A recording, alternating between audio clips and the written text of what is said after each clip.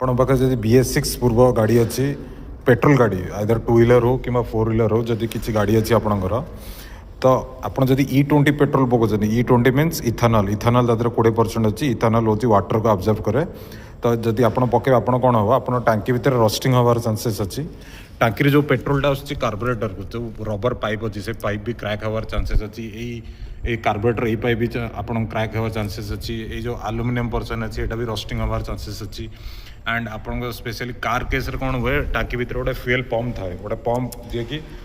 petrol को टांकी रू इंजिन को छाड़े से पंपर बेरिंग भी आप रस्टिंग हबार चांसेस अच्छी तो बहुत सारा जिनस अच्छी जोड़ा आप डैमेज हबार चांसेस अच्छी आप E20 पेट्रोल पकाउं जब BS6 गाड़ी आम कनसीडर करवा आजिकल ये स्टील टांकी भितर गोटे स्पेशल कोटिंग आसूँ मैक्सिमम गाड़ी आजिकल देखिए फाइबर टैंक होगा जोटा कि रस्टिंग हबार चांसेस भी ना